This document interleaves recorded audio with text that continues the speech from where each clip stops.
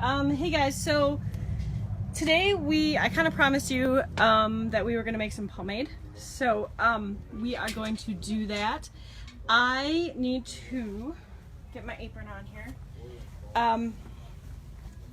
And I already have the hog's lard melting because it being Sunday, we have to be careful with our fire. We have to have everything cool down by the time we leave tonight. So that's why I had the hog's lard melting in advance. So I don't know if you guys can see this. I'm just gonna tuck in today instead of pin in. But this is kind of like my crappy apron. And so, okay. Hey. All right. So as you can see, the first thing about pomade, let's just explain what pomade is, what pomatum is. Pomatum is currently, like in the modern day, we call it pomade, and it's for a product used in the hair to help get hold or to help give shine.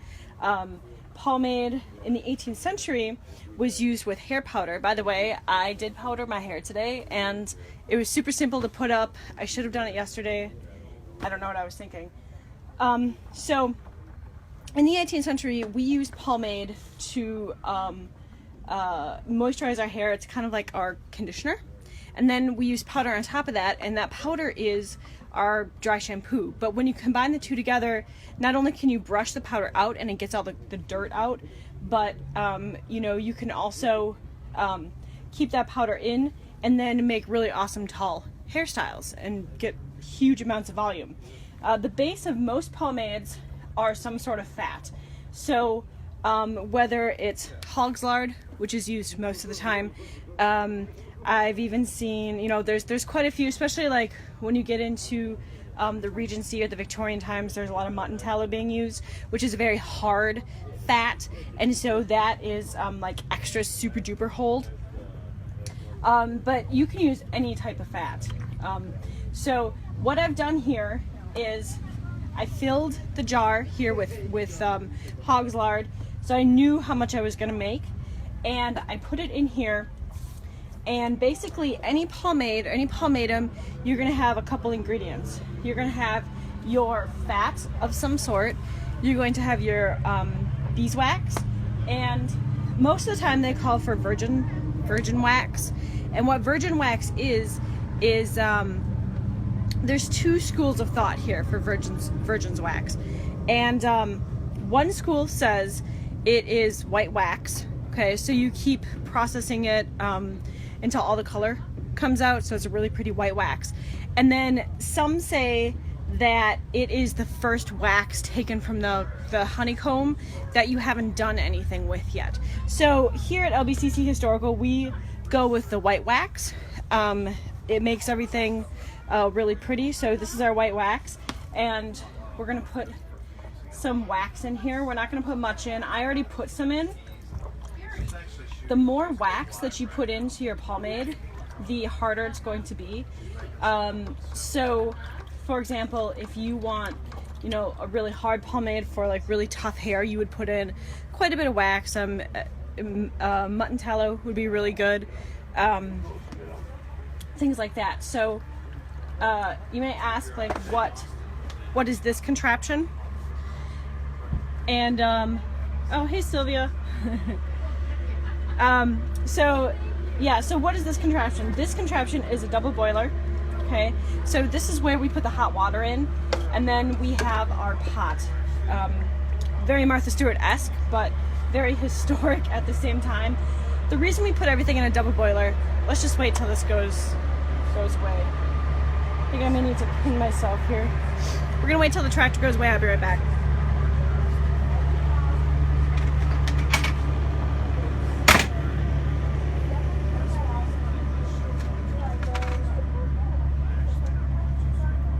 I'm gonna pin myself together because I obviously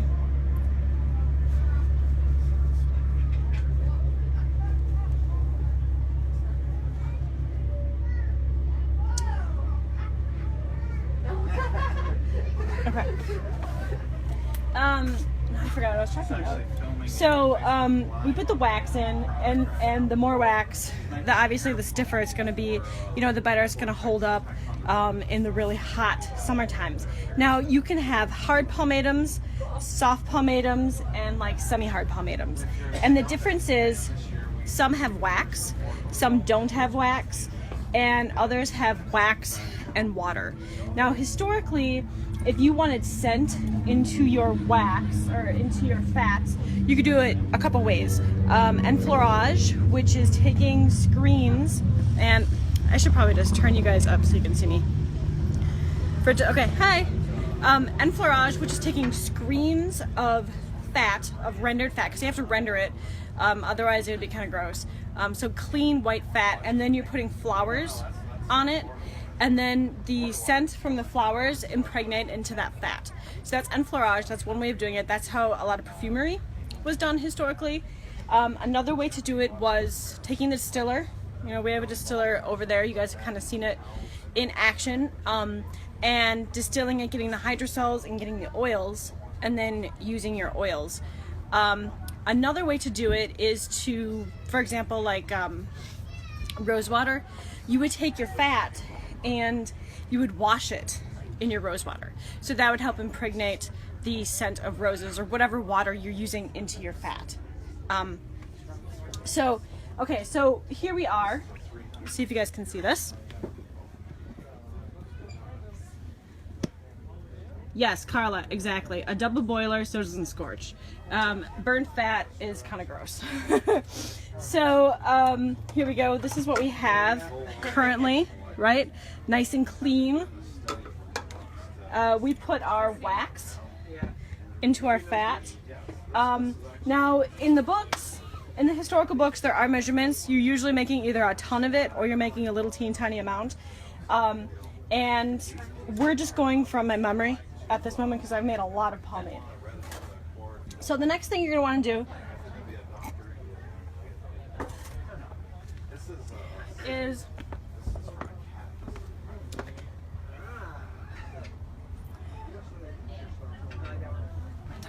you're going to want to put in some oils. And now historically there's a couple oils. I didn't label any of these, so I have to smell them. Historically, there's a couple oils that they would have chosen. You can either choose, so spermaceti. Spermaceti is usually used in a lot of them. Now that is a wax that actually comes from a whale. That is illegal. So we can't use spermaceti. They do have like fake spermaceti these days. I've seen it on eBay. I haven't gotten any. I haven't tried it yet, so I have no idea. But what that means is we have to use the next chemically sound component that is scientifically similar to spermaceti, and that turns out to be jojoba, and it's only like one chemical off or one molecule off. So jojoba would be used, and then also almond oils, and there's kind of combinations. You can use either or, you can use both. So for this, for all intents and purposes, we are using almond oil for today. I think we're using almond oil. Yeah, we're using almond oil. And so the thing with spermaceti is that the part that the jojoba is missing is the waxy part. And you can get like waxy jojoba and you can get refined jojoba. So you have to kind of put the two together. You can't just use like straight up jojoba because it's not really, you need that waxy component. So let's turn you back around here. Okay, so we are going to put in some almond oil or oil of almonds, and the more of this you put in, the softer it's going to be. So the reason that we're making this pomade, is I'm making it for Amber, our shop girl, and if you guys aren't familiar with Amber, she's our shop girl. She also has opened one of her own shops on Etsy called Virgil's Goods, where she's an excellent milliner. So if you need hats and things, check her out. I believe she's going to be making gentlemen's shirts, stuff like that. So definitely check her out. But anyway, she and one of her good friends are going to Fort Ticonderoga, I believe it's Fort Ticonderoga, to teach the guys how to dress their hair for the military. And so that is why we're making this pomade. This is a extent medicinal jar for either pomades or medicines or salves. This was reproduced, and we're going to put it in here. So, okay, so we just want to make sure we don't want any floaties of the wax. We're just going to make sure that's all melted really well.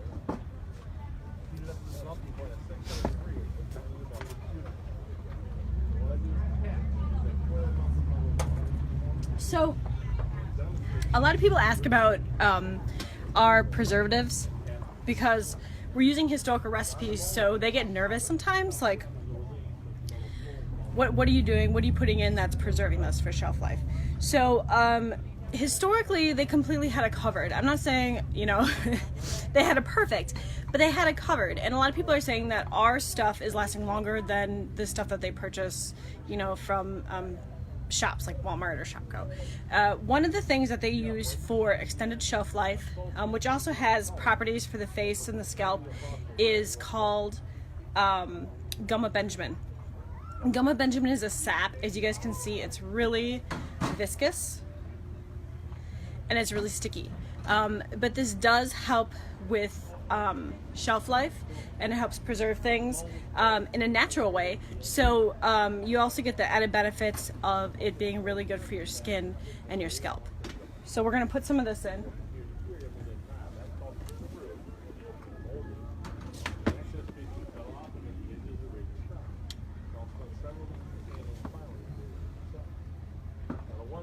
So now the trick with gum of Benjamin is if you put it in while everything is super hot, it's going to crystallize. So I'm putting it in. Our stuff is not that hot, so we should be just fine. We don't need tons of it in. It has kind of a really wonderful vanilla scent to it. So we're going to stir this in.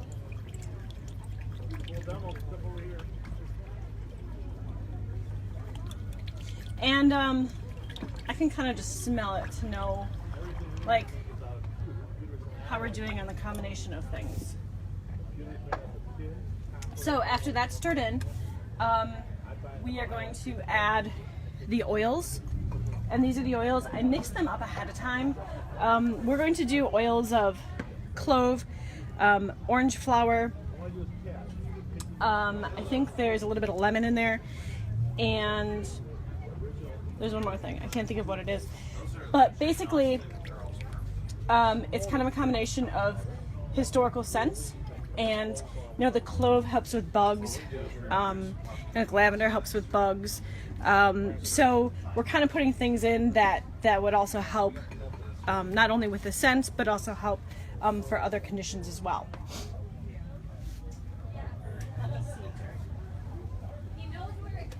So I did bring a recipe for you guys, and I'll read it to you. So this comes from the Complete Housewife, or the Gentlewoman's Companion, from 1739. And I just thought I would read this to you. So, I don't know if you guys can see it. To make pomatum, to take off freckles, and a salve for a sprain. So this says, take almost a dram of white wax. See, here we go with the white wax. They didn't say virgin wax. 2 drams of spermaceti, 1 ounce of oil of bitter almond. So you have sweet almond oil and you have bitter almond oil, 2 different things. Slice your wax very thin, put it in a gully pot, and put the pot on the skillet of boiling water.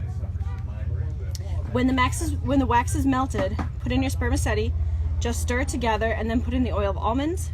After you take it off the fire and out of the skillet, and stir it till it is cold with a bone knife.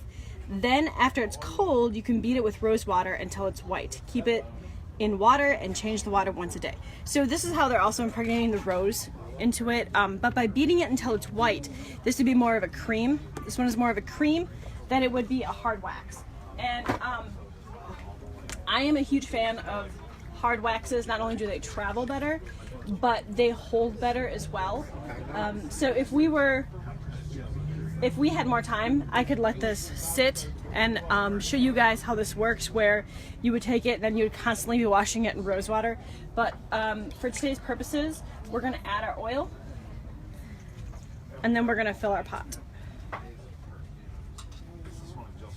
Just a couple drops of oil. You don't need very much. It smells really nice. Nice and subtle, not too strong. Very nice.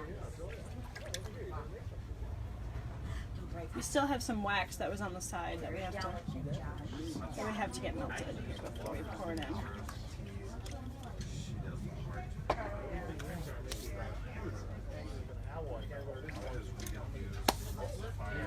So, if you guys have any questions, now would be a good time. I'll just wait for those few extra wax pieces to melt.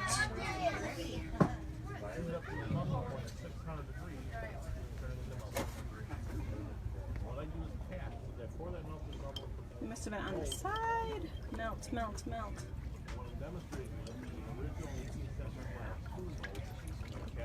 Hard pomades would be the mold to put soft pomades would be shine or pink slimes or like her to accentuate the curl. I can put the chocolate stand down. Soften it down. Those fans are really cool. Sugar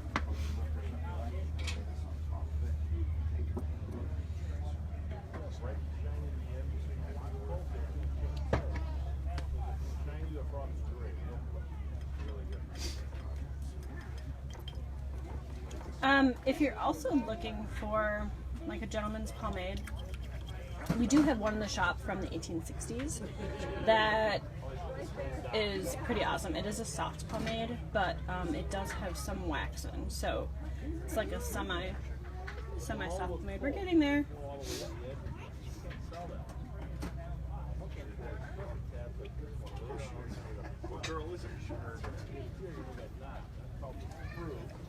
I don't know how warm my pot is. It's not as warm as it could be. Oh yeah, my fire is out.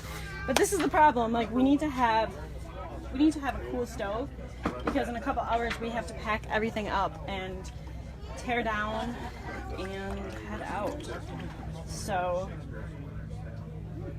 I wasn't going to show you guys how to do this just because I thought we didn't really have the time or the fire and with the shop being open, but then I thought, well, let's just do like a small sneak peek and we can always go more in depth later.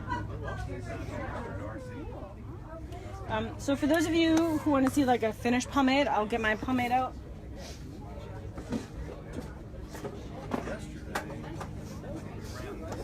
Okay. So this right here is my pomade. It is a hard pomatum, but it's not it's not that hard. I mean, it's cold out today, and it's still plenty soft. So yeah, collars. So when you store it, historically they would have like a bladder or something over it where they could tie it. This is mine that I keep in my box, and it's got like a little cork in it.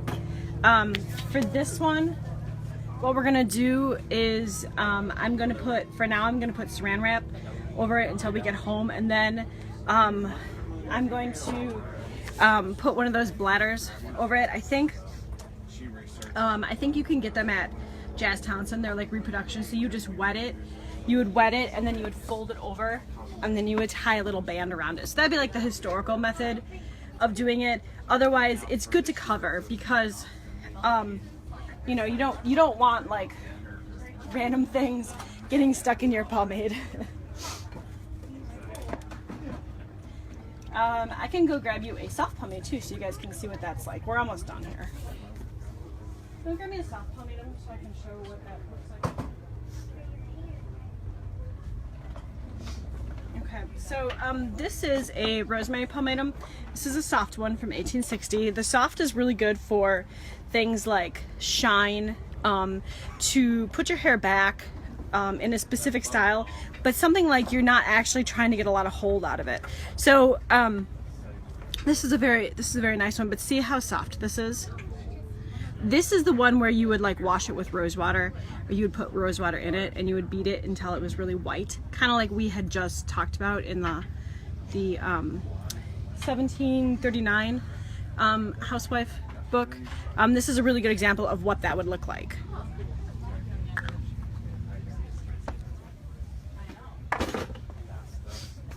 All right, so I think we're pretty good. The next thing is we are going to test it out here.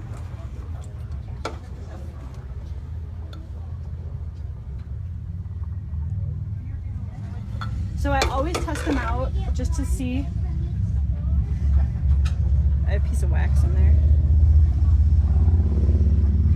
When you dip your finger in, we want to let it cool just a little bit so we can kind of see the consistency of it. You know, this is a really good consistency so far. You can kind of, except for the wax in there, you can kind of see it setting up. See how it's getting a little bit white in there? Get that wax out of there. There you go. It's setting up.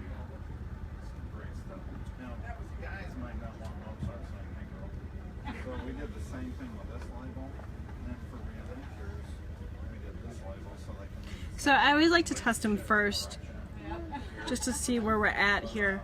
Because you don't want your pomade too hard, but you don't want it too soft.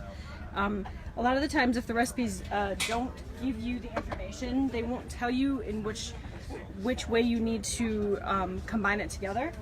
And so when you combine it together, in the order that they tell you to in the book, it doesn't turn out. That's one of the things with historical recipes. You need to know which order they have to go in. Just because it tells you in the book doesn't mean that's the order it goes in. Also, the other thing with historical recipes is when it's talking about drams and things, you have to convert, which can be kind of tricky and take a long time if you're not proficient in it. Also, there's one more thing that I wanted to tell you guys about the recipes. I can't think of what it was at the moment. Okay, so as you can see, it's white. Yes, if it's too hard, you're going to add more oils. Don't add more oils. Don't add more essential oils. Add either whatever oil you're using, whether it's jojoba or an almond oil. Those are the oils you would want to add. Even in the Civil War call for olive oil in the Civil War, and that's actually listed as green oil. That's not listed as olive oil. So they actually have a lot of different terminologies for things historically. They have to kind of be up on, otherwise it's going to be really confusing as to what they're asking for. Okay, so I don't know if you can see it. Like, it's kind of set up. This looks actually really good. This is kind of a soft pomatum. It depends how long it usually takes to set up. That's a good question, Carla. When we're in the lab and we have like a constant temperature, it's not very cold in there, so it takes a while for everything to set up. But like when we're out here and it's cooler, it's going to set up a lot faster. So setup time varies quite a bit. Are you going to paint on it? I'm just waiting for it to get a little... You can always kind of feel, especially with these containers, you can kind of feel, because this is still warm. So, oh yeah. Yeah, that's very nice. So I can tell when I put my finger in there, the surface kind of cracked a little bit. I don't know if you guys can see that. That's a really good sign. So that's a good sign for hard pomatum. So what we're going to do now is we are going to pour this in.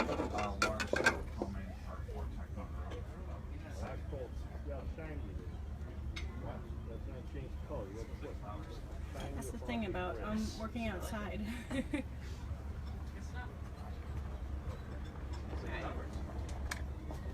So the thing about your hog's lard too, any sort of lard that you guys are using for stuff, make sure it's rendered. The worst thing you can do is not render your lard long enough, not clean it well. Oh, that smells horrible.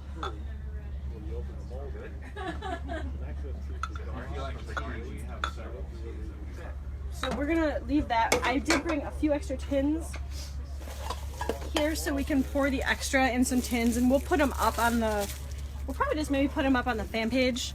So if you guys want some of this that we made out here, we can definitely do that.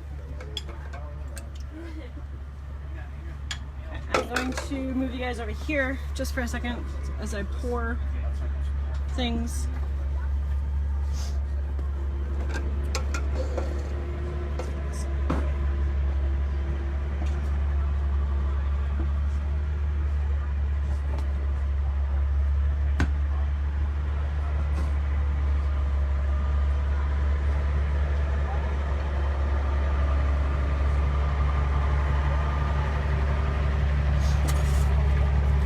And you can kind of tell when this is going to set up too, because the bottom of these containers, they start to get quite cloudy. Let's see, I don't know if we have enough for this one. Oh yeah, excellent. Okay. So we had just enough extra to fill 2 containers. I don't have a spatula. I have one in the kitchen. So let's see here. Yes, Elena, tallow is actually the recommended, any pomade that you guys get from us, unless it's like specifically states otherwise. There's some in the 1920s, and there's one Civil War one that doesn't have tallow in. Most pomades historically were made with various tallows. Each tallow has its purpose. You know, even like for a while, bear tallow, bear fat, was super popular for the growth of hair, to like extra grow hair. We actually have some in our shop, in our I'll actually show you guys. Can you reach me over there, that square one with the, right there, right? Yep. Exactly what they would do. They would pat it over now. So this is a really good example of this is a pomade for thickening the hair. This is from 1822. This is made with bear tallow. So bear tallow is really good for the hair. If you look it up historically, they had a lot of pomades that were specifically for like growing hair, thickening hair. So if you're looking for that, that's a really excellent one. And I'm gonna take you guys out of the little holder here so we can just kind of take a look and see what's going on. Okay. So as you can see, yeah, bear tallow. Well, bear tallow is great if you can get a hold of it. It's really great. So as you can see, we're setting up. It's getting whiter. The whiter it's turning, the better. Let's see what we're doing in here. This is turning whiter too. Here's another thing of. See, if we were in the lab, and I had constant heat, I wouldn't have to worry about the pieces of beeswax. And then there's stuff in here I wanna fish out too yet, but I know this is like a really small crash course on pomades, and there's actually a lot to pomades, but I think this is a really good start. If you guys have questions, just let me know. And there's, like I said, we're gonna have containers for you guys for the pomades now. This is my pomade container. This is how I seal it. It came with like a little rubber seal. Hers will actually have like a little bladder thing over it to seal it. These will have covers. But if you guys have any questions about stuff, you know, we can do some more things. We never know what's gonna happen out here. So, you know, we can't really schedule these as far as like when it's gonna actually happen. But if you just hang out with me, you never know what's gonna happen. So, okay, thank you guys. And we will be signing off. Today we have a couple hours. Well, I think the events are at 5, and then we will be taking all of this. So here's like a little, the bed, the shoes, the trunk. Here's like a look out into our shop. That is our kitchen right there, and all of our dishes that I just did this morning. Our cooler. We will have the jars in the shop definitely for the holidays. That's a great question. And what we're going to do with those jars is we're going to offer you 2 ways of doing it. The first way is that you can just purchase the jar. There'll be like a drop-down menu in Etsy. You can just purchase the jar as is and put your own stuff in it. The second way is when that drop-down menu comes down, you'll be able to say, you know, if you want pomade in it, and then you'll have to just let me know, because I'll be making them like I made this one, so each one would be individual. You just have to let me know what scents you want in it, or what oils, what scents you want in it. If you can't, you know, if you're allergic to almond oil, we would need to know that. So so we don't, you know, obviously put almond oil into your pomade. But yeah, we'll do that, and you can have 2 options. If you want something else in it, like we have a customer who absolutely adores our sunburn salve, and she has us fill bottles, like jars of sunburn salve, because she uses it so much. So if you are interested in like having other products from our apothecary put into those jars, you just have to email us and let us know. We can definitely work with you for that, because I think this is a really great way. These jars are all documented. So the potter dude that I found is super awesome. He's like, I don't know, he's just adorable. He is very meticulous about his documentation. So each of the ones that we get, he has like a little tag with them that will say exactly like where it came from, what the date is, you know, why this one is brown. I can't remember if this one is French because it's brown. It might be. But anyway, we'll have all different size jars for you guys. So hopefully that's something to look forward to. Also, we're still working on the whole shaving thing. We do have an original 18th century. See me? Maybe not. We do have an original 18th century shaving mug that we are working on getting produced. So that will be happening. And we have some really awesome things coming. So you never know what's going to happen, what's going to be in the shop. And other than that, yeah, we will talk to you guys later. Bye-bye.